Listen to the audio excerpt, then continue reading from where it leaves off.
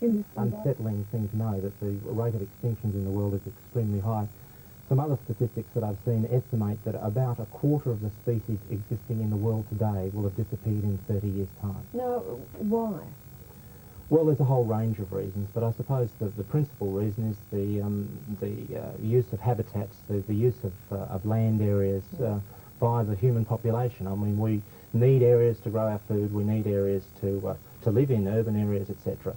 And the impact that the human population is having in all sorts of ways these days is just driving the areas for wildlife into smaller and smaller pockets. All right, in Australia, we suffer the same consequences in terms of losing species every day.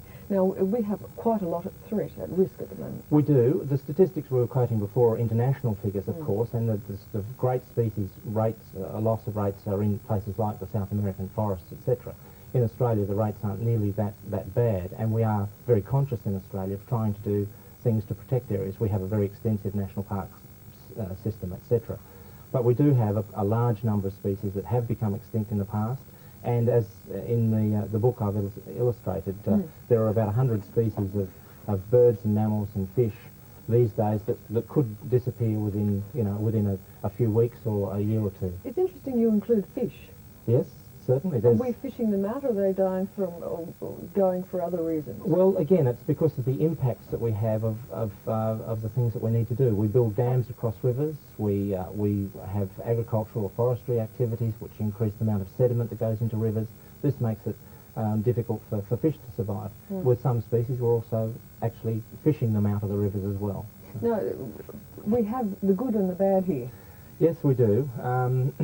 One of the great symbols in Australia of impact of human influence on the landscape, of course, has been the introduction of various species of exotic animals. The rabbit would have to be one of the most serious environmental pests in the country.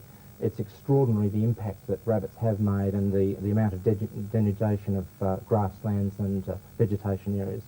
And they probably have been responsible for a large number of the extinctions we've had in the inland.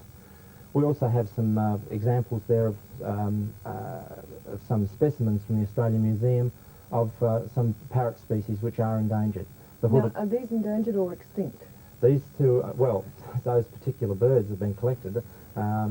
The species are endangered.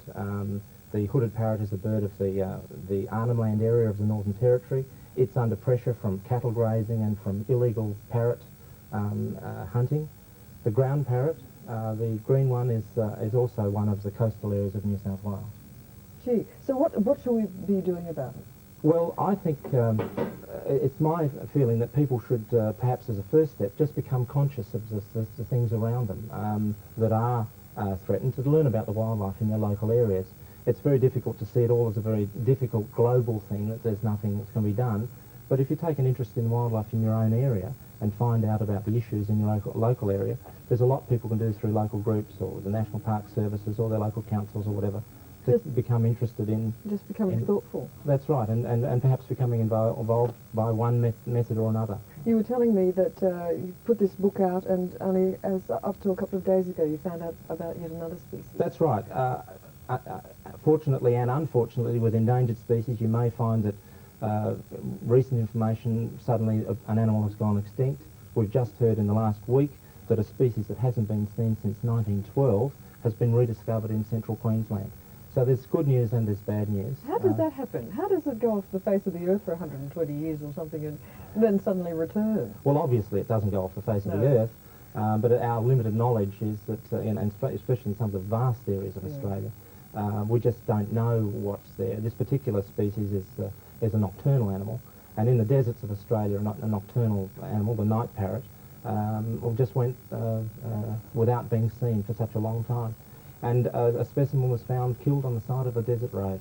Gee, I hope it wasn't the last. No, well, there's a lot of work now being done to try and find out where those animals are and to try and do something for their future. Well, Neil Hermes, you've given us some good advice. Thank you for joining us. Thank you very much.